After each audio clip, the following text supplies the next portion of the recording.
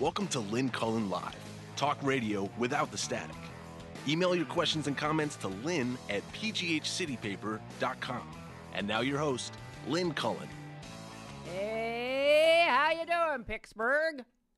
Sounded like Good Morning Vietnam there for a second. I got Jean Marie Laskus with us, which is only good. Jean Marie is the celebrated author, She Who Broke the NFL. Well, come on. If they have an enemies list, you're on it, babe. With her book called Concussion, and made into a movie, as you know. Will Smith. Did you like him? Oh, I loved him. Even though he's supposed to be wacky religiously and stuff? He's such a good soul, I will say. You can't not like him in person. Really? He's that charming. He's charming. He's kind. Mm-hmm. He's so funny and talented. Yeah. Yeah. Well, and like gracious to everyone. Like, you know what I mean? Good guy. Good guy. Liked Will. What is it? He's a Scientologist. Is it Scientology? I think so. It's something that we're not used to. Yeah. It's one of those. Oh, yeah. Well, she's back to it. She's at it again. This is the book. Well, this is not the book, but it will be coming out, kind of. This isn't quite right. Would you rather hold up yours? Well, no, these are galleys of the book. The book comes out September the 18th, the real version. Okay. This is the book. It's called To Obama, with love, joy, anger, and hope. To Obama, letters written to the President of the United States. They come in at a rate of how many a day? Oh, my gosh. Thousands and thousands and thousands. A couple million a year. Any answers I want to say? We got answers.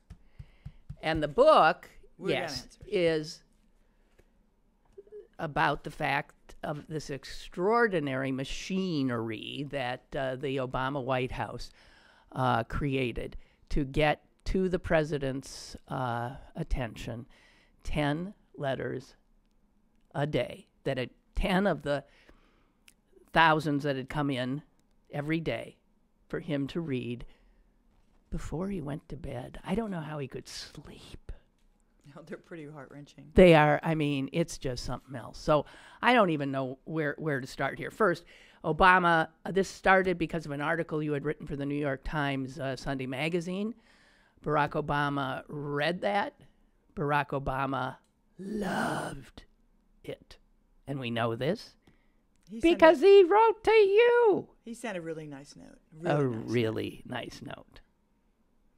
He did. And I think one of the things that he responded to, is it's really a story about the machinery of the staff that are these kind of like loyal soldiers who, you know, he always knew they were there, but to really see the kind of like the workings of the place. The heart. Mm-hmm. The devotion, the heart, the empathy. But it's not devotion to him, although it is, but it's really devotion to the letter writers. It's like their mission was to elevate these voices, the voices that don't get heard. The letters being from we, the people. Right. Anybody could write to the president. Right.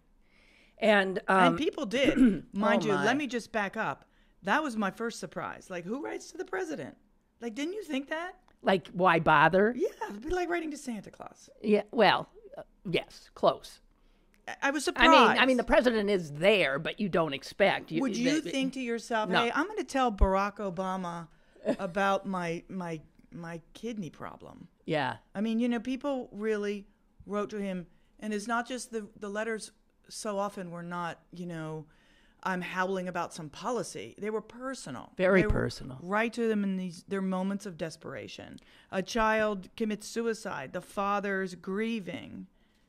And he thinks to tell the president and not complain to the president. Just, you should know this. Yeah. Yeah. I mean, the relationship that people had with that president was the whole story.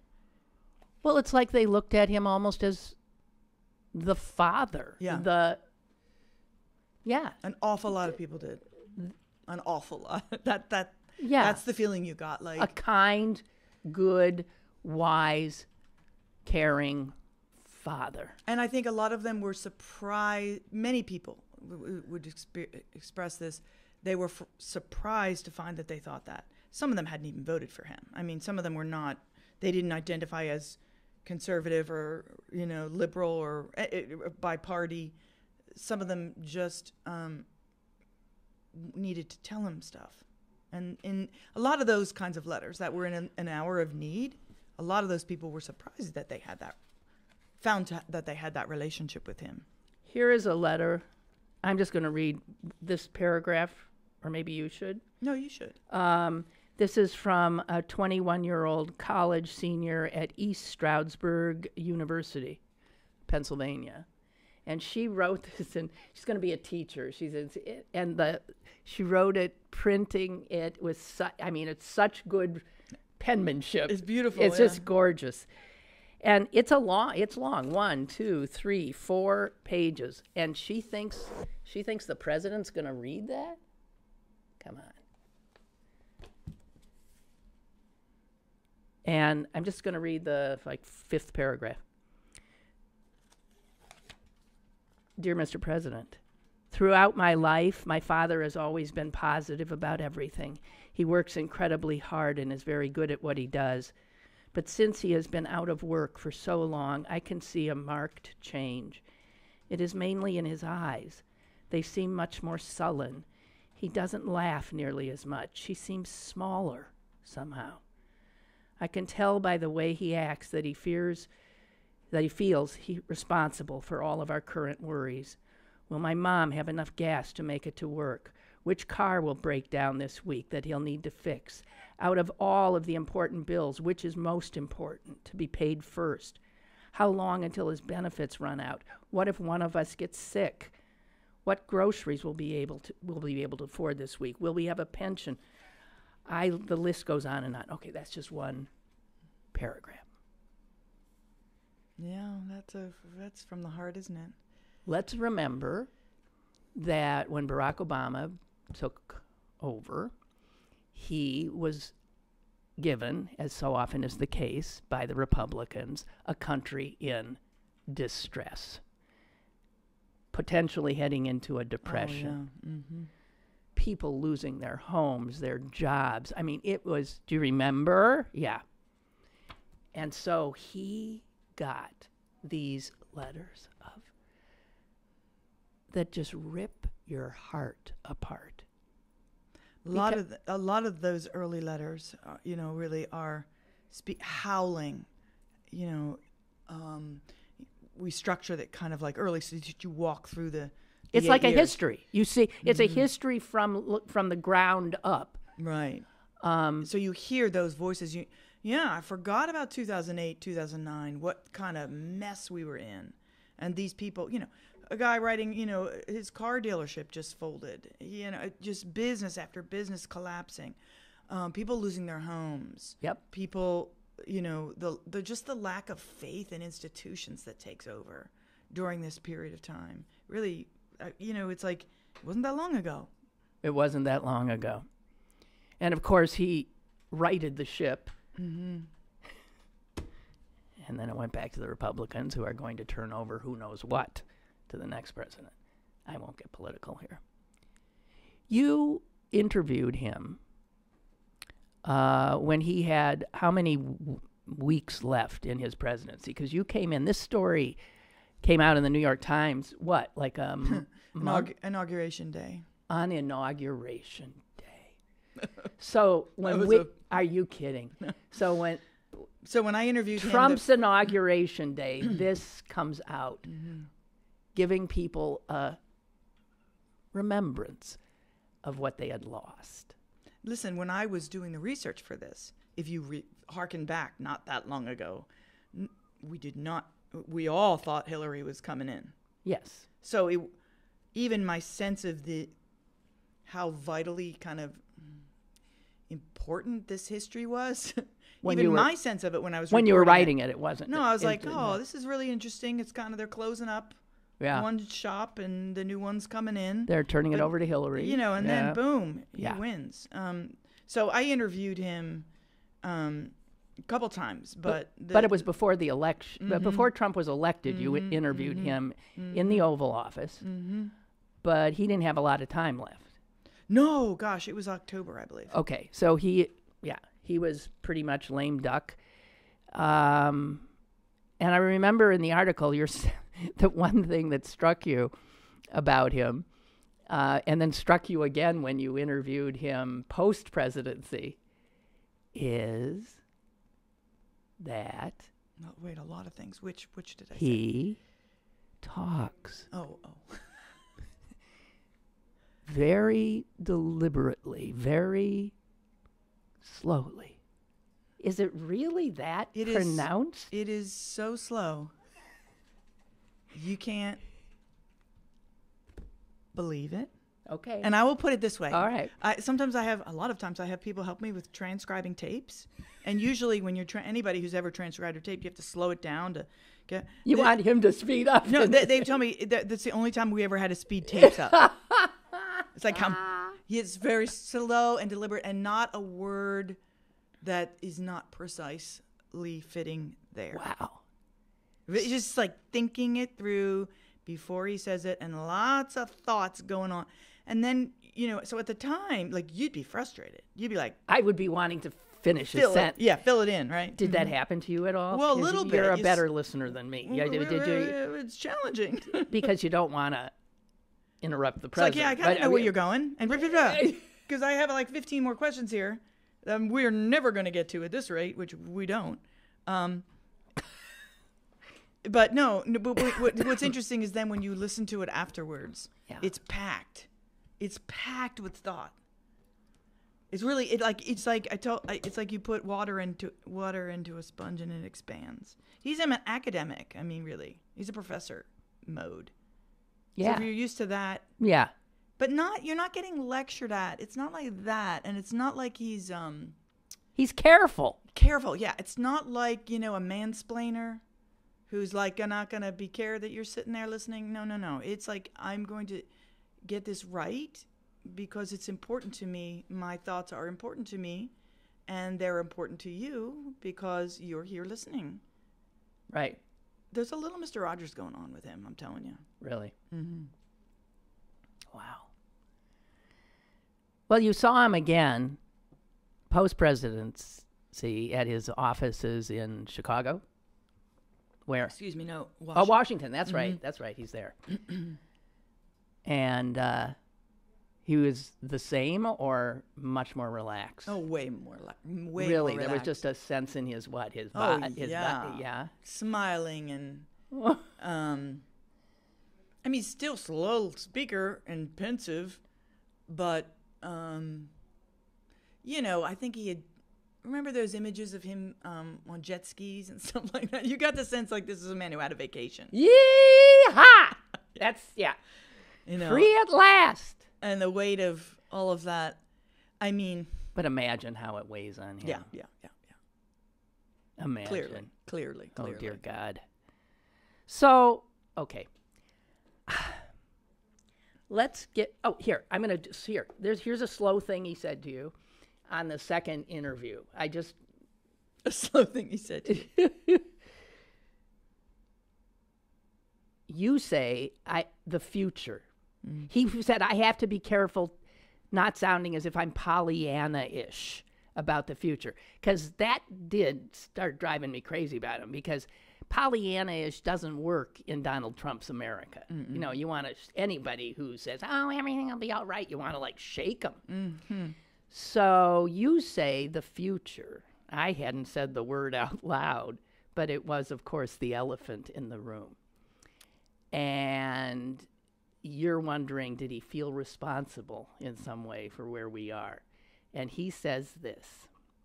This is Barack Obama. I'll do it faster than he did. A better future is earned. It's hard work. And democracy in a country this big with such a diverse population is especially hard and complicated. And there are times in our history where we've had bad, ugly stretches. And so it's important not to ever forget and to recognize that the ideals and the best version of America is not preordained. In other words, work. He said that on leaving as well. It's, it's all just on paper. It can end like paper. It is perishable. It's us who have to keep it, and we didn't. We effed up. So, isn't that it's just very powerful. I mean, and he meant that. I mean, that was like shooting daggers right in my eyes. And it's like, get to work, everybody. Okay, we're going to get to the letters in a second, but I was shocked when in the book I saw that you walked back into the White House the day after the election. I didn't know you'd been there. The day after the morning after Trump won, you walked back into Obama's We had set it up. It was going to be this celebration. Oh my God. We were going to all read the email coming in from the millions of people writing in to congratulate the first woman president following the first black president. It was going to be such an amazing historical moment. Of course I was going to be there. So yeah, we had it all set up. So I was in Washington alone in a hotel during the night. I was alone too. I couldn't bear to be with anybody. And I knew I had to go there in the morning. And I'm watching. I'm thinking, oh, maybe I shouldn't go. What was it like? Oh, well, as one would expect. Were people? Well, I mean, remember the shock. It was shock. It was almost like everybody can remember how they were that morning, and like the first person you talked to, I wanted to talk to my people. Like I was lonely, Yeah, you needed to talk. To commiserate. And so that I had them. Wow. And I mean, I knew them, but you didn't, And Fiona, the main character really in the whole book, I was the first person she saw, and she was the first person I saw, and we just stared at each other. It was really hard to find the ability to speak. It was hard. Tell us about Fiona. Oh my gosh, Fiona. Fiona's like the star of the show here. They told me about her, like the the woman who runs the mailroom. When you asked to do the story for the at the White House. Well, you got to get by Fiona. And I'm like, okay, can you lead me to Fiona? They're like, you don't know Fiona. I'm like, oh. So she ran that shop, and she was so devoted to these letter writers. She still is to this day. Yeah. And the team that she put together of people whose job it was to elevate these voices, to give megaphones to these people who were just crying out in the wind. I mean, that was her purpose, and she never let it not. I mean, it was like a mission, and they all had it. And she's the one who ultimately whittled down all the at the end of each day, people would sort of like, they called it sampling. You'd have tons of interns reading mail. Every piece of mail gets read every day, and email, and anyone could decide, hey, the president maybe should see this one. Anyone could throw it into the sample pile. Anyone.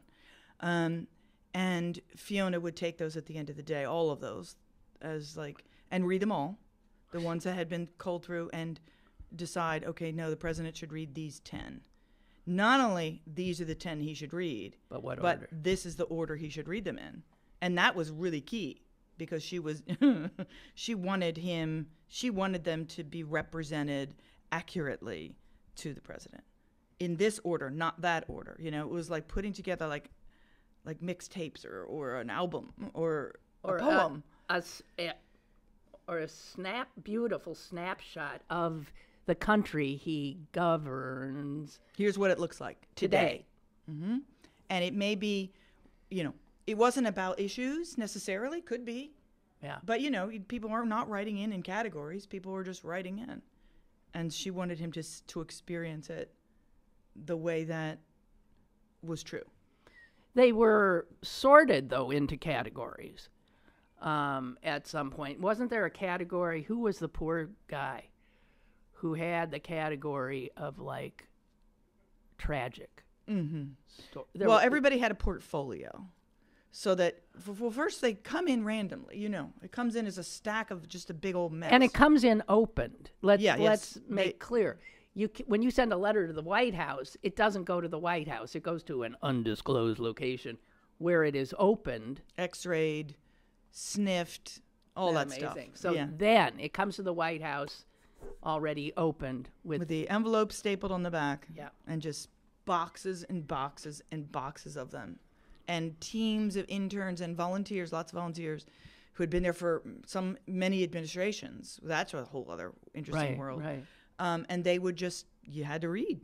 I sat down and read. You did too. And you just go through and you categorize each one. So this person's writing about Iraq. This person's writing about healthcare. Right.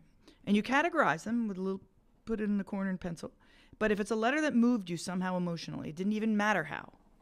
You could throw it in the sample pile. Anybody could sample anything. It would cause me a lot of stress because in the beginning, I'm like, well, this should, yeah, okay. I think the president should read this guy who's suffering from opioid addiction. It's a poor guy, and it's a well-written letter, and he should read this. And then I'm like, yeah, but what's it going to do if he reads it? Like, do they have to write like a policy response or something? Statistics have to be added up to get it. It's very fraught. Yeah, and then you felt responsible, like. So it's not unusual for these people who are reading all the letters that Americans send to the president to have to get up and leave. Oh, people had to take breaks. They had counseling available if you wanted it. It's the only shop in the White House that had that. Because you're getting letters. Sometimes you're opening. This one woman told me she's opening, and it was some mother writing about a shooting, a drive-by shooting in her neighborhood. Opens it up, and there are the photos of her children shot. And she's just saying, I wanted you to see my son.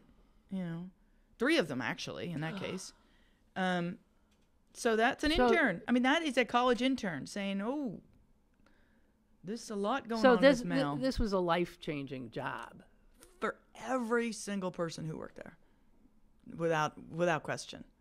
And many of them, because they're all so-called political appointees, you only come in during one administration and then you're out, Yeah. So they all knew they were leaving one way or the other, but most of them, and they all started so young. Fiona was just out of college when she started there. They all started just either as interns or right out of college. They often had worked on Obama's campaign. Many had worked on the campaign. Volunteers on the campaign. Knocked on doors, that kind of thing. That kind of thing. And then came through and got jobs. And thinking, I'm going to work in the mail, like anybody. Yep, okay, you're in the mailroom. You think, oh, great, that's a really great job. Can't wait to tell all my friends I'm in the mailroom, at first. And then within such a short time, it's like, wait, this is like the most important place you could be. Like you are having the front seat of what America is saying every day that most people don't hear. These letters could then drive policy decisions. What you end up learning in the book. And they do. What you end up learning in the book is the ways that the speechwriters use the letters, for example.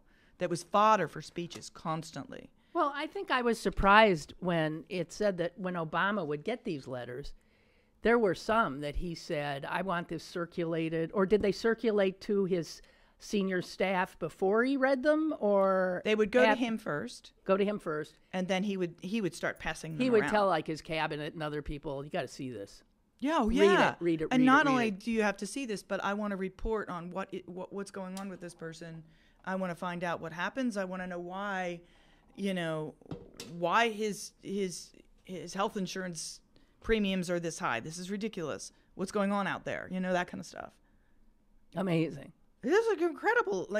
There was one letter, that he had framed and stuck on a wall that he still has framed at his new office. Yes, Natoma Canfield. She's in here. Natoma Canfield. She was a cancer survivor early on, 2009 letter. And a moving letter, like so many of them, but really spoke to him, I think, because it reminded him of his mother. Anyway, he hung that up, and it right outside the Oval Office as you walk in. That would stay there. It was kind of like his reminder of why like he had to he's help doing, people get affordable health care. and he still has it in his new office. Yeah. I noticed. Well, the book, what Gene was able to do, of course, was find some of the more compelling letters. That whittles it down to only about 3 million. And then find the people who wrote them. Yeah, let me just add to your thought there. The hard part was which to exclude. I The letter. I mean, it's so hard. be. I mean, I have stacks and stacks and stacks. I bet. They're just so beautiful. I mean, But yes, then I went off and met, talked so, with a bunch of the letter writers, and, the question: why did you do this? What were you thinking? So the people you talked to, can we talk about Marge McKinney? I particularly thought she was wondrous. I wish I brought her picture.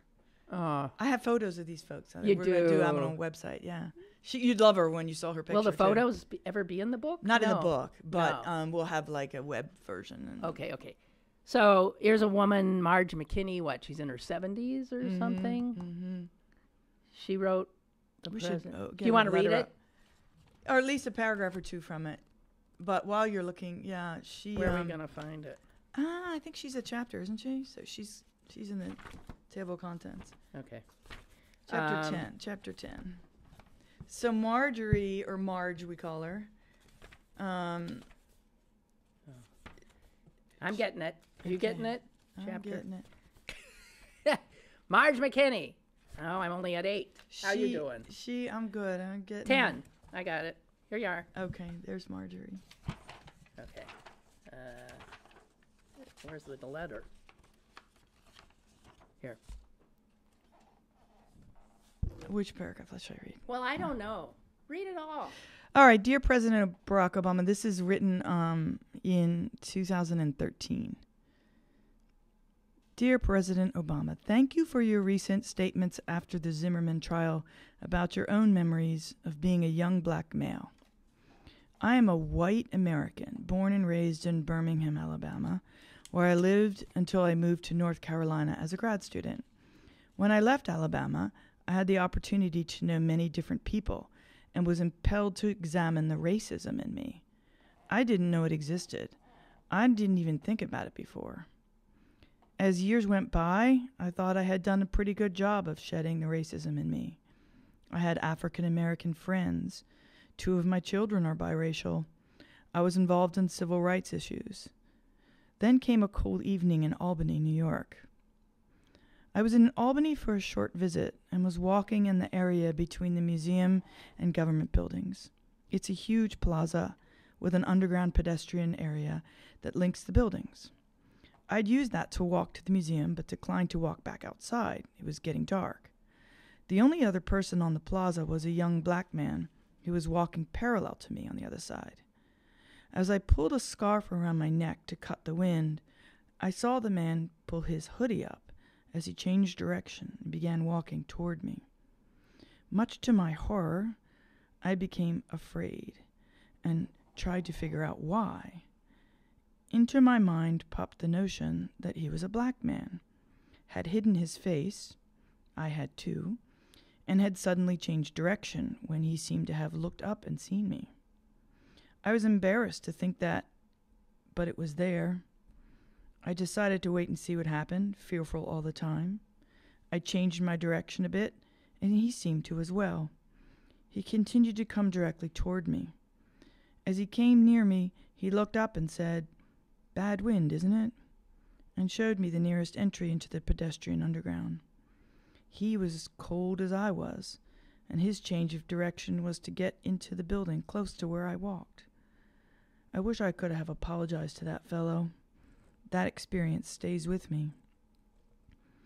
I hope that others who heard your words will be more aware of the fear that lurks within many of us. It's unreasoned, but there. I hope to never forget my walk in Albany and the young man I encountered that cold day. Your candid comments last week meant a lot to me. Thank you. Sincerely, Marjorie McKinney. The president responded to her? Marjorie, thanks for your thoughtful letter. Your story is an example of what makes me optimistic about this country. Barack Obama. So that's an example of an exchange. And more of the story is that she went on trying to exorcise, to make her these, demons, to make things better, and ends up founding a chapter of the NAACP in Boone, North Carolina. She discovered there wasn't one in the entire county. There was not one, so she thought, okay, I guess I better do it. And she did it. So she's well into her 70s now. Yeah, and still hard at work. That sense that a person can change, and is what he believes in, and can be inspired, and can. But I think that woman has more of a capacity for self-awareness than probably most. Yeah, but notice too that she wasn't writing asking for anything. She wasn't even writing about what she had accomplished. I think she was confessing. Yeah, and it was she heard Obama speaking about the Zimmerman trial, and because that incident that she had in Albany had happened a few years before, so she felt compelled to tell him that, like, I have this going on in me, and I want to get, and I'm trying to get rid of it, and I just want you to know that. Yeah, that to me is amazing. Another story that really got me was the story of the conservative Republican guy who goes to Central America. Gee, that's a crazy story. That is a... It goes on and on, too. Well, that's just friggin' unbelievable. I know. Bill Oliver. Oh, my God. Yeah, he's a whole chapter, isn't he? Yeah. But these are amazing human beings. Amazing human beings. And, well, you think it's too long a story to tell. It wouldn't give the broad stroke. Do a broad stroke. Bill Oliver, conservative Republican, especially regarding issues of immigration, just illegal immigration, bad.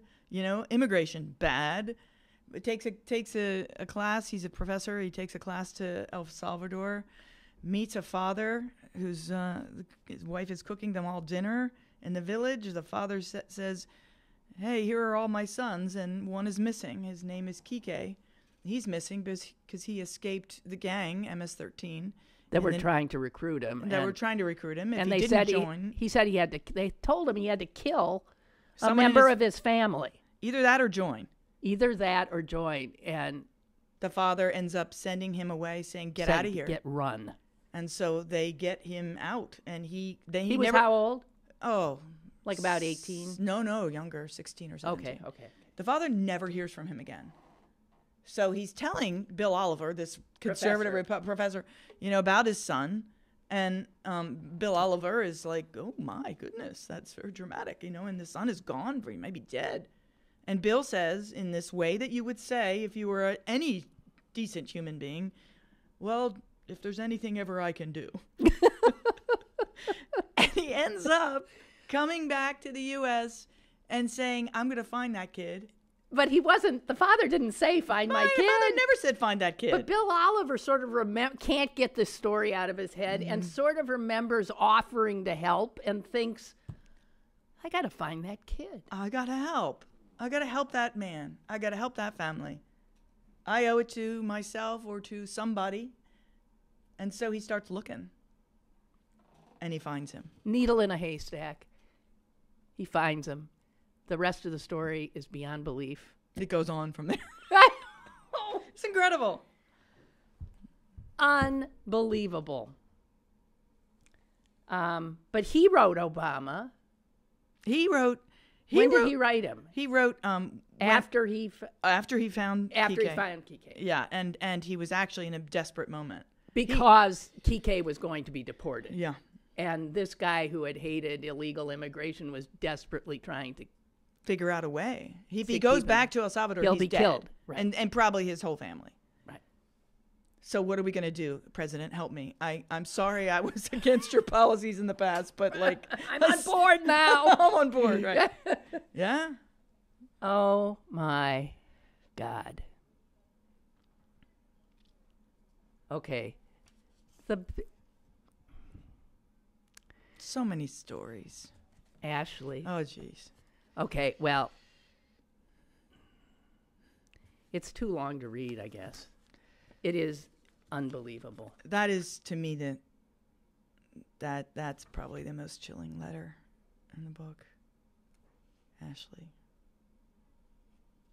Do you want to read it? Oh, I want you to read it. This is a letter written, well, it's unclear here. I think it's 2012. 2012. Dear Mr. President, my father was a United States Marine for 22 years before retiring as a Master Sergeant. As part of the infantry, he deployed on 6 occasions. Each deployment, my father came back less and less like himself. He missed many moments of my life, birthdays, holidays, award ceremonies.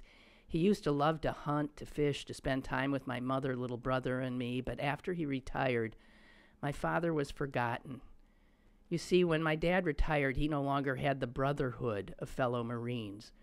No one thanked him for his service. No one called to check on his well-being.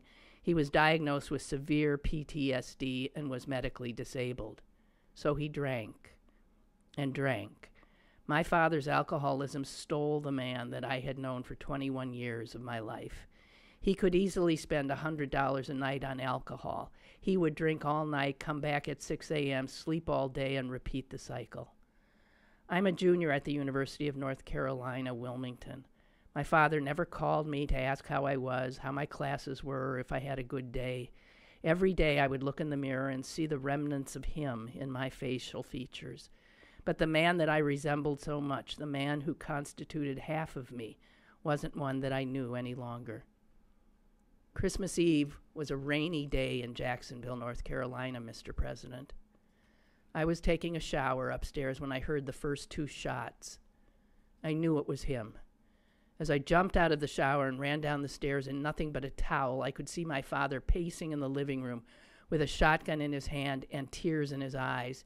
He yelled at me, his little girl, "Get the F out of my house! Get out!" And in that moment, I knew that I had 2 choices, to run and leave my little brother upstairs and my dad with a loaded weapon, or to stay. I chose the latter. You see, I chose to stay in that room and fight over that gun because I knew that my dad was still in there somewhere. He had to be. As I struggled with my father, he shot and shot. The small girl who grew up waving the American flag at her daddy's homecomings yelled, "No!" from the bottom of her gut. As glass shattered, the dogs barked, and in my peripheral vision, I saw my brother run out of the house. I didn't care if I died, Mr. President. I'm 21 years old, and I would sacrifice myself without a second thought to save the man who raised me from taking his own life. Because when his country turned their back on him, I was still there. The light had long gone from his eyes, but he's still my father. I am still his little girl. A little piece of me died that day. I will never be the same. This time of year is one of celebration with family and to be thankful for the blessings provided to us. Instead, I spent Christmas Day sweeping up glass and looking at my home riddled with bullet holes, like a war zone.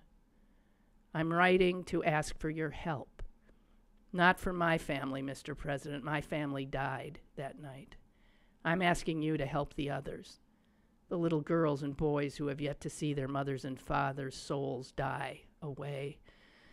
They need help. Get them help. Don't forget about them. They need you, just like Sasha and Malia need you. They do. With hope. Ashley De Leon. It's even hard to listen to that now. These young girls, I'm thinking of the other one I read was another young girl, same age, writing about their fathers being unmanned. Sort of. What happens here with Ashley? Have you talked to her? Ashley, yes, she is amazing. She has that. young woman has so much strength. I am continually inspired by her. She's doing great. She just graduated. She graduated and got married on the same day. Oh God. How's her dad? He ended up dying, and she never talked to him again after this incident because she was afraid of him. Wow. And ended up seeing him on his deathbed. He had a motorcycle accident. It's not clear. That's right. If he was really a suicide. It's not clear. Yeah. But she did get to see him, but he was not really there. And her grief is, you feel it all over the page. And the fact that she's writing that letter, you hear that same kind of cry. It's about doing something for other people. Right. She makes that clear. It's not like my family's gone. It's not like you did something, you bums, you ruined. I mean, all of that you could say. She's saying, do something to help. And he ends up, as you read it later in the chapter, using her story in a speech about suicide prevention in the military. And a policy, actually. Yes. Well, and the woman also featured in this chapter, her name is Lacey Higley. She's the one who got that letter. She's the one in the mailroom who got that letter. Right. And she kept that letter pinned up to her desk the whole time she was there, and changed her life entirely and devoted her life to now veterans, mental health and veterans. Like, that is what she does now. It did completely change. Another young, woman in the mailroom who just was so transformed by one letter. Why did the first person who you fleshed out, why was it a guy named Bobby Ingram? Because I think it was, right? Uh-huh. Why Bobby Ingram? Bobby Ingram. You must have loved him. No? Yeah, it's really hard not to love Bobby. I love Bobby's letter especially. He lives in Oxford, Mississippi. He's such a character. He wrote to the president very early on, actually. Bobby wanted his letter to be the very first thing that President Obama got on his day one of office. Right. He wanted to, greet him. And it's a beautiful letter about the country falling apart as seen through the missing calluses on his hands. How he had calluses and now they're smooth because he doesn't have work. And he misses them. And he that's misses what his hands. And that's what he writes about. So it's poetic. It's beautiful. It is quite poetic. Even though, he's just, you wouldn't look at him, you wouldn't say there's a poet. No, and that's part of what's so wonderful about him and what I end up finding out about him. It's kind of like his mission in sending that letter is don't dismiss us regular folks out here who you don't know what we got going on. I'm that guy in the distance hoisting 2x4s up a ladder in 90-degree heat. But I'm also this guy, and this is the guy I want you to be aware of, that there are many of us out here who have lots going on. It's not just the cliched Southern white boy who wouldn't like a black president and who wouldn't, all these things. He loved the fact that Obama was coming in, and he had a life behind him that was so vital to his identity. His work. And it had been taken because of the economy, yeah. There are so many people who come to life. So does Barack Obama ever meet any of these people while he's president? Oh, sure, lots. Yeah, so explain how that happens. Well, sometimes, sometimes he would read a letter and say, let's take her out to lunch. It could be that. It could be that.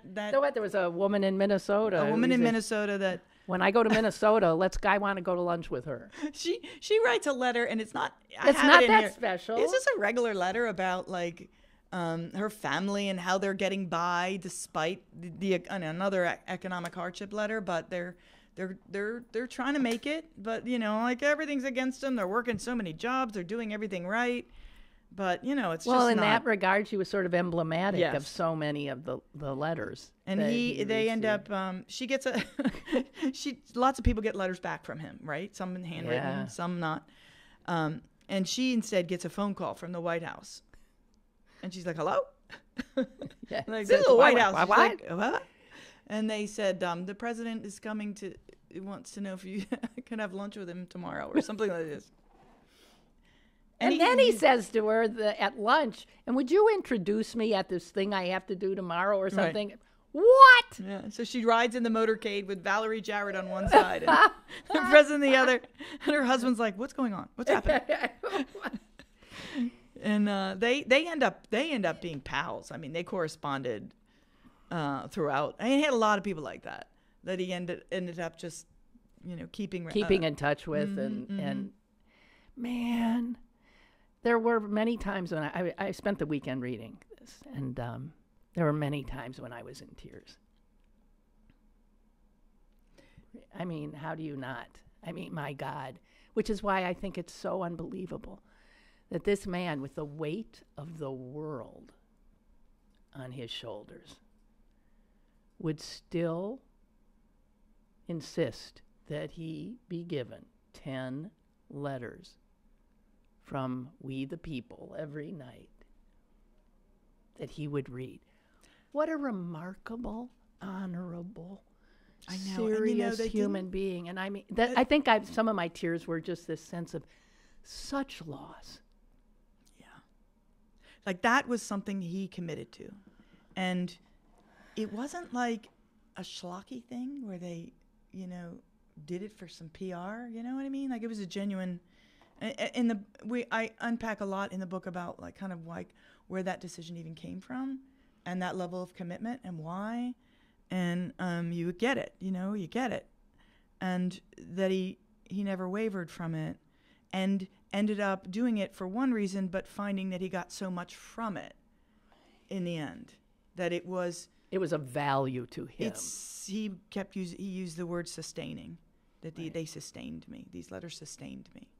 And that's not why he did it, what I mean? Like and make no mistake, it wasn't that he was fed letters that would say, hey, Mr. President. Oh, no, they're brutal. Way to go, buddy. There's a lot of brutal, brutal letters in there. In the beginning, he would get envelopes filled with tea bags from the Tea Partiers. I mean, it was brutal. Lots of them. And they gave him those. That's right. Fiona said, it's like it's got to be representative. So if you're getting, you're an idiot letters, you got to know what's happening. And he said he knew it was a divided country. He said, I figured maybe 50% of the letters might be negative. They weren't, I don't think. No, but he would spend a lot of time on the negative letters. And he'd respond to a lot. A lot of the negative ones he responded to by hand and very thoughtfully, because he was like, it's that same thing where he wants to be understood. He'd be like, you don't understand my policy. Like, I'm going to sit here and I'm going to explain it to you. Yeah, right. Dude in Idaho, you're missing the point, so I am going to, in my handwriting. And do you think that he changed people's minds? I mean, some acknowledge that he turned them around on an issue. Oh, yeah, plenty did. And there were some letters from people who didn't vote for him, who spent 8 years hating him, who wrote and apologized. Especially towards the end. You got a lot of that. Where they thought, I had it wrong. Mm-hmm. Mm-hmm. Which takes a great, I mean, wow. Oh.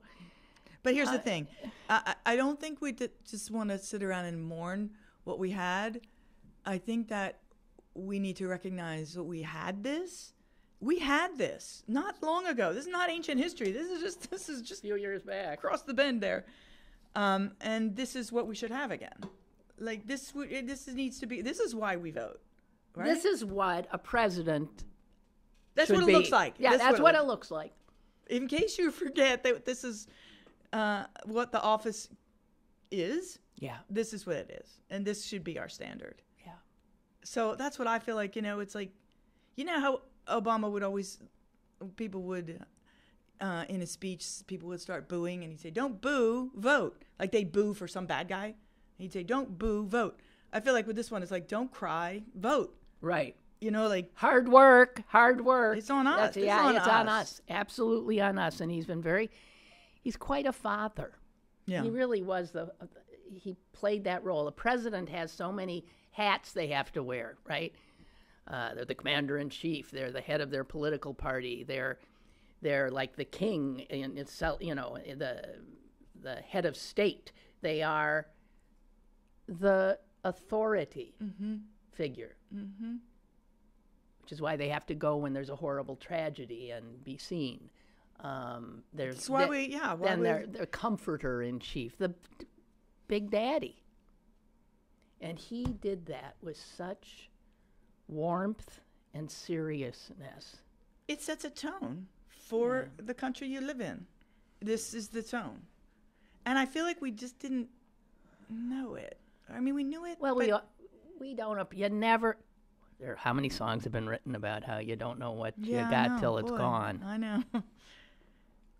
Now there's a parking lot. It's true. Also, in this case in particular, I didn't know all this was going on all that time. What do you mean? That all this correspondence between letter writers and the president, and all this kind of back and forth, and this whole team of people, like this was like a little hidden gem inside that you're the saying White House. None of us knew about this. Thing. Well, because explain to me, what did other president prior to Barack Obama? Every president had a different sort of like relationship to the mail. I mean, you started historically, like George Washington answered every letter he got personally because he got like 5 right a week or something. Yeah, something like that. Yeah, I mean, you go from there. Right. And it takes off in FDR, when he does the fireside chats, he actually invites people to write in. That was a real change historically. Yeah. Because then people thought, we could talk to him. And they started writing in. That's when things really took off. But you know what? I remember how when Abraham Lincoln was in the White House, a citizen could walk in. Mm-hmm. That was and encounter him. Mm-hmm. Yeah. Mr. President, instead of writing the letter. I mean, so presidents in certain times have been, accessible, and then we built. Yeah, it's a long time ago. Lincoln. Yeah, that was a long time ago. But also, this point is like, he's the first president who saved mail. Saw it as a value, as a historical record. Yeah. So all these letters are. Yeah. If you go to other presidents, it's like they save the important stuff, the so-called important stuff. And the heads of state and the fancy this and the fancy that. And they throw everything else out. Yeah, it's like, well, it's a lot of this paper here. Yeah. But this was like, oh, no. This is the historical document of these 8 years. And in fact, again, it shows that anyone who understands how history works does not throw away this treasures. Yeah. These are historical treasures. Mm-hmm. So, other presidents, like they said, that's the thing. There's so little data that exists because nobody paid attention to what's it called? Mail. The office is called the Office of Presidential Correspondence. Right. The OPC. But, no one, there was not a focus like it. Historians don't focus on, like, mail from, like, George and... Well, I think increasingly aren't historians doing that? Sure, they're not doing the great man way of history, But understanding what used to happen in these old mailrooms is hard to get because there's not a lot of documentation until now. So you have, I guess Reagan liked to read the kid mail. There's anecdotal evidence. He liked to come by to the mailroom and he liked to show to me see some what kid. And they're adorable. All the kid mail's fabulous. And I guess Bush, he wanted to get mail already answered, but he wanted to see the mail and the answers. So his staff would answer it and show him batches now and again. So, they knew it was there. Yeah. And certain ones had different relationships with it. But this was this deliberate, here's how we're going to do this. Yeah. And there was one just tragic story about a mail that would come in from people who were in jail.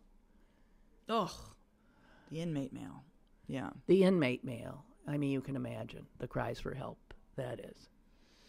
And the tradition had been that for some reason inmate mail and anything that came in from an inmate was shredded. Yeah. So this is we were talking about Fiona earlier, the mail lady.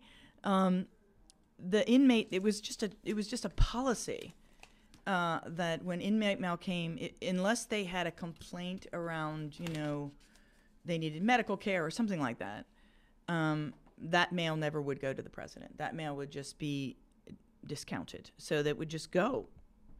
And it bothered Fiona as a beginning worker who was just reading mail. She once got a letter, from an inmate who loved the president so much he had made a mosaic of a portrait of the president's face that he made with candy wrappers, the colors of candy wrappers. And she said it was absolutely gorgeous. Beautiful. And she wondered, she was young and just beginning, and she wondered what to do with it and wanted to tack it up on her wall. But at that point, she said you weren't allowed to do stuff like that. And she just put it where you put it. And it always haunted her. So then you flash forward, and she's now the director, and she's got crops of interns coming in. And one of the interns says, why aren't we doing something with this inmate mail? What do you mean the intern called her on it and said, why? That doesn't seem to fit with the whole. And Fiona's like, it doesn't. You're right. And that has always bothered me. So Fiona starts sticking them in the 10 lad. And they call them the 10 lads, the 10 letters a day. She's like, I wonder what would happen if the president starts seeing what some of these inmates are writing. What happened? She just did it. And stuff happened. And he started writing back to them. Yeah. And she's like, this is now something we should change. That's how she changed the policy. Yeah. She just did it. That was like Fiona. She has a lot of examples like that. So there was a lot of inmate mail. That was a really interesting exchange between inmates and the president. And he ends up, of course, commuting sentences towards the end of his term. And one of the defense attorney, who her beloved case had always been this guy with 2 life sentences for a drug crime. Billy Ennis was his name. Right. And she worked her whole forever trying to get this guy on appeal to be free. And every appeal is denied. And then the president ends up commuting his sentence. And she writes to the president to thank him. Thank you. No one ever. Yeah. I mean, and the president, didn't you end up telling? No, I thought you sort of updated the president on him, yeah, about how Billy, because now that Billy was out of jail finally. He was working. He was working as a roofer, and he got reunited with his son and got a dog, and I wanted to let the president know, let him know, hey, Billy's doing great. I also showed him the picture of Marge. Yeah. When I sat with him, I was giving him sort of like updates on some of these folks. It was fun. And he was interested. I mean, he was fascinated. God. So, Jean, this is the book. It's not out yet. When can they get it? September 18th. Really? So on the 18th? But they can pre-order probably at Yeah. To Obama by Jean Marie Laskus. Here we got one email. Maybe I'll do this real fast. An expert once made the assessment that Obama's frequent visits to Walter Reed, although compassionate, made him somewhat ineffective, less likely to send soldiers into battle. Now this? What was he thinking? Perhaps reminding himself that his actions touch the lives of the citizens and would make him a better president? God forbid keep him humble? Funny that the folks who long for the deification of the founders refuse to give Obama any recognition for his moral compass. Not perfection, just sense of what is right. By the way, I only voted for him once because of that loony Palin. But you see this sort of, we tend to categorize people, just stick them in 2 different bins. And, if you read this and these letters, man, it's a lot more complicated than that. And there's a great deal of appreciation for this president. A great deal. A great. And I think, in fact, the current president has only made that more so. The contrast is... Jeez. I mean, it's just beyond belief. It is beyond belief. Hey, I also saw that you thanked Kit in your... You thanked a lot of people, our friend Kit. Of course. Because you have this other... this one is... what's the designation at Pitt? You're a... I'm a distinguished professor at You're a University of Pittsburgh. distinguished professor. Yes, I am. I always thought you were sort of distinguished. And you have... together with Kit Ayers, who is the director of the Center for Creativity, we have put together this center called the Center for Creativity. And Kit has been really keeping it... growing it, and while you're flitting around with presidents. Yeah. Well, geez, no wonder you thanked her. And you say you're off to London because there's a lot of interest in the book there. You're going to be doing interviews all over the place. We got the first one. You did. This is it. Thank you, Lynn. Wonderful stuff. Can we say that there's this other stuff going on with the book or not? Well, there would be a podcast that's coming out where you'll get to hear a lot of the voices of the letter writers. There was also going to be a television series based on Fiona and the characters. And in the mailroom. Mm-hmm. Is that already like a thing, or is it just... They're working on it, And are they reputable people? Oh, yeah. Oh, yeah. Yeah, it's a thing. You're saying this is the guy who did The Revenant? The production company, Anonymous Content. Oh, Anonymous Content. Jeez. And Fiona, I wonder how she'd feel about that. A little embarrassed. I haven't told Fiona about the show tell yet. her. She'll freak out. Because she's very diffident. This is enough for her right now. Yeah. I have to slow her in. I have to walk her through these things. Because she's not... Let her get the book first. She's not into... Well, she's just certainly not, Publicity hound. No. As far as you can be. Well, Jean Marie, this is just... You always do such wondrous stuff. And I'm so happy about this. Oh, well, thank you. To Obama.